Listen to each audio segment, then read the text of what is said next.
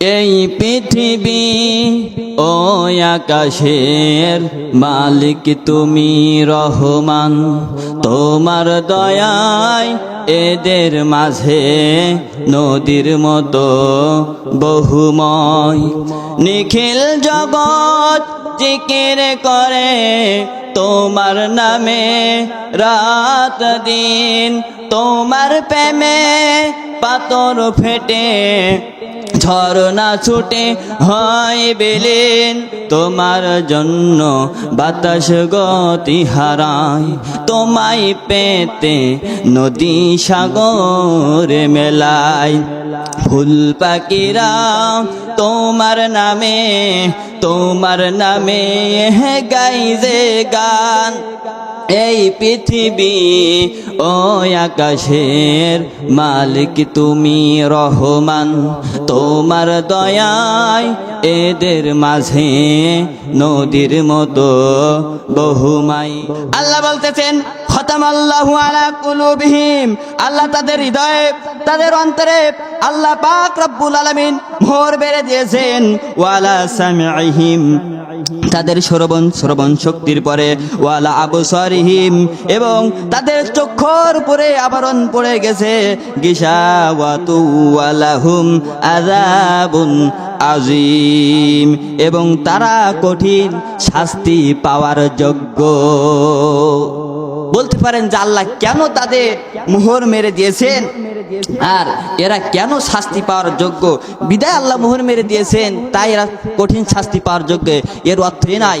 তবে আল্লাহ তাদের মোহর কেন মেরে দিয়েছেন?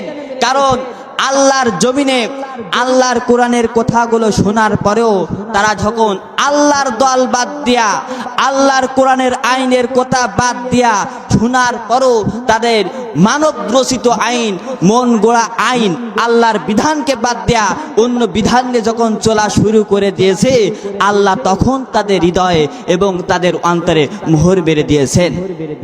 শুধু তাই নাই, আল্লাহ তাদের শ্রবণ শক্তির উপর কেন মোহর মেরে দিয়েছেন? কারণ তারা কোরআনের কথা শোনার পরেও না শোনার ভাম করে। কারণ কোরআন হাদিসের কথা তারা বুঝে, তারা শুনে।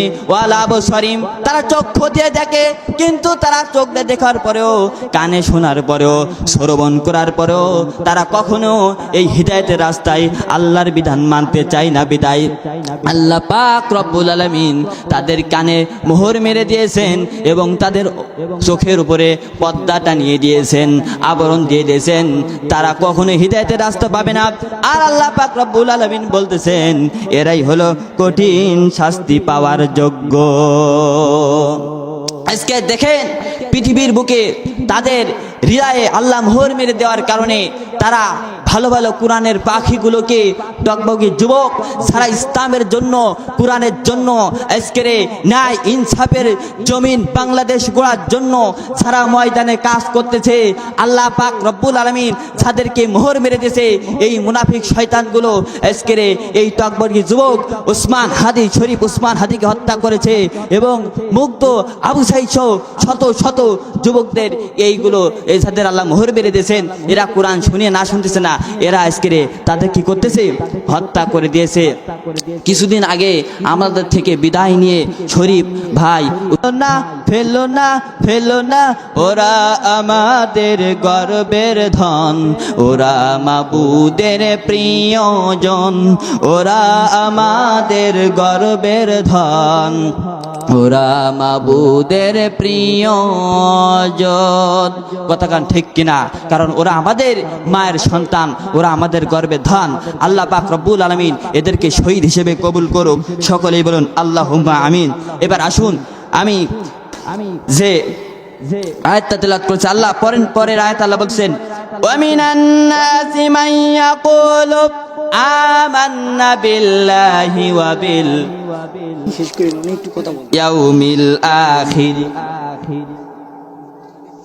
ওয়াবিল আখিরি ওয়া মা হুম বিমুমিনিন। জোরে বলুন আল্লাহু আকবার। আল্লাহ বলছেন ওয়ামিনান নাসি মান ইয়াকুলু, কিছু লোক কেমন আছে যারা বলে আমান্না বিল্লাহি, আমরা আল্লাহর উপর, ওয়াবিল ইয়াউমিল আখিরি, আখিরাতের উপর, দিনের উপর, ওয়ামা হুম ঈমান এনেছি বিমুমিনিন, আল্লাহ বলতেছেন আসলে ওরা হলো মুমিন না। ওরা কি মুমিন? ওরা মুমিন না। আজকে দেখেন পৃথিবীর ইতিহাসে একজনেরা বলেছিল আমাদের নেত্রী নামাজি, আমাদের নেত্রী কোরআন পড়ুয়া, আমাদের নেত্রী হাজি, আমাদের নেত্রী তসবিহ টিপাওয়ালা। এই কথাগুলো তারা শত শত মানুষের মুখের সামনে বক্তব্য দিয়ে গেছে। এই কথাগুলো আজকের বিশ্বের মধ্যে রেকর্ড হয়ে আছে। কিন্তু আসলে আল্লাহ বলতেছে এরা যে মুমিন ইমানদার দাবি করে, কিন্তু আসলে এরা মুমিন নাই, এরা মুনাফিক। একদল বলেছিল না যেরা আমরা টুপিওয়ালা দাড়িওয়ালা, কিন্তু দেখা গেল 5 আগস্টের দিন যখন টুলি টপলানে পালালো, আল্লাহ সমস্ত বিশ্ববাসী দেখলো তার মধ্যে অনেক কিছু পাওয়া গেল।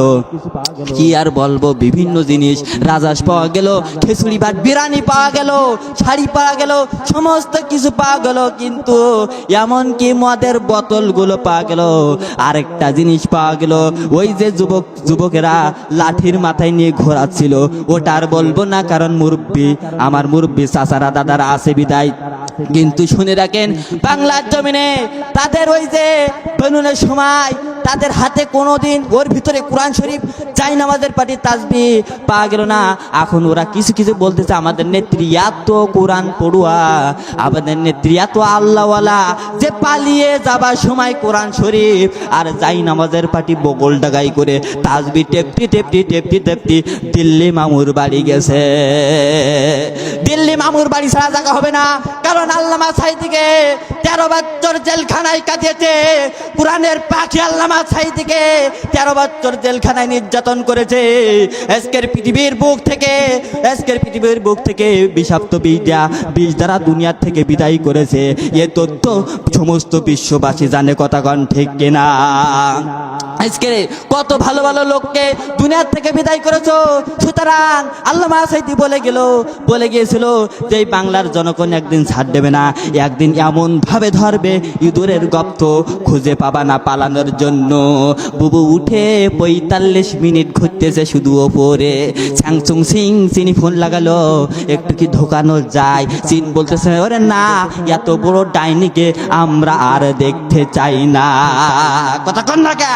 কারণ এই ডাইনিকে আমরা আর দেখতে চাই না, কারণ আমরা এই ডাইনিকে দেখতে চাই না। এবার ঘুরে ফিরে ঝাড়মাল তার কাছে এসেছে। কথা বলেন, কার কাছে এসেছে বলেন? মুদির কাছে এসেছে। কথা কন ঠিক কিনা?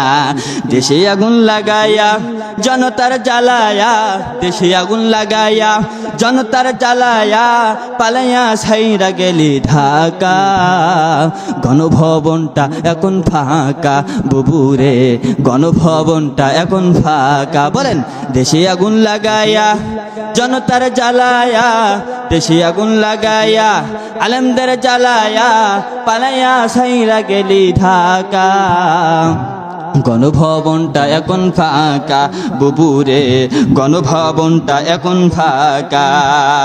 তুমি অধিকারের কথা বলেছিল রাজাকার, জনগণ বইজা গেল তুমি বুবু স্বৈরাচার। তোমার নেই তো শরম লাশ, তুমি বড়ই নাটকবাজ, তোমার নেই তো শরম লাশ, তুমি বড়ই নাটকবাজ। কাউয়া ডাকে নায়ার কাকা, গণভবনটা এখন ফাঁকা বুবুরে, গণভবনটা এখন ফাঁকা। দেশে আগুন লাগাইয়া জনতার জ্বালায়া, দেশে আগুন লাগাইয়া আলেমদের জ্বালায়া, পালাইয়া ছাইরা গেলি ঢাকা, গণভবনটা এখন ফাঁকা বুবুরে, গণভবনটা এখন ফাঁকা। ডাইনি রে, গণভবনটা এখন ফাঁকা। ওরে খেলা হবে শামীম তো আর বলে না, সংসদে মমতাজের বুকটা এখন ফাটে না। কথা ঠিক কিনা?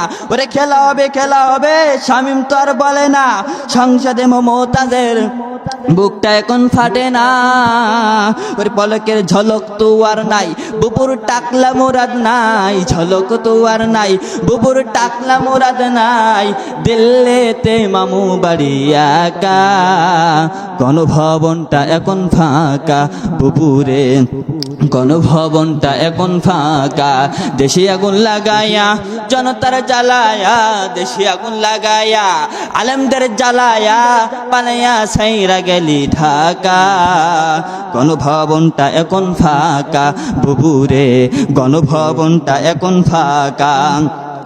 মিথ্যা মামলায় ফাঁসি দিলে সোনার মানুষগুলো রে, কত বড় ডাইনি সেজে নাই মা তার অন্তরে, আজও সেই আদালত আছে, ফাঁসির দড়িও আছে, সেই আদালতও আছে, ফাঁসির দড়িও আছে, কবে বাবা বুবু তোমার দেখা, ও অপেক্ষা আছে শুধু ঢাকা, বুবুরে ও অপেক্ষা আছে শুধু ঢাকা। কতক্ষণ ঠিক কিনা? কারণ এই বাংলাদেশের মুসলমান সমস্ত দল দেখেছে একটা বারের জন্য আল কোরআন দিয়ে সংসদ ভবন দেখতে চাই। কতক্ষণ ঠিক কিনা? এই বাংলাদেশের মুসলমান দেখেছে টেকনাফ থেকে তেতুলিয়া, সুন্দরবন থেকে বান্দরবন, প্রত্যেকটা মুসলমান নর নারী ইসলামের জন্য, কোরআনের জন্য জীবন দেওয়ার জন্য প্রস্তুত। আর একবার যদি শুনতে পেয়েছে ওই নব্বপ্রাণ ইসলামের জন্য, কোরআনের জন্য উৎখাত করার জন্য বাংলার জমিন উঠেছে, এদেশের মুসলমান জুতা পিটা করে, চাটা পিটা করে দিল্লি মামুর বাড়িতে পাঠানো হবে। কতক্ষণ ঠিক কিনা? কেউ ঠেকাতে পারবে না ইনশাল্লাহ। কতক্ষণ ঠিক কিনা? আমরা আগামী দেশ কোরআনের বাংলাদেশ দেখতে চাই। কারা দু হাত তোলে একটু আল্লাহ দেখিয়ে দেন। আল্লাহ হাত তোলেন, দু হাত তোলে একটু আল্লাহ দেখে দেন। আল্লাহ আমাদের হাতগুলোকে কোরআনের জন্য কবুল করুক। আল্লাহ এই বাংলার জমিনটা একটি বারের জন্য কোরআনের তুমি করে দাও, আমরা যেন দেখতে পারি।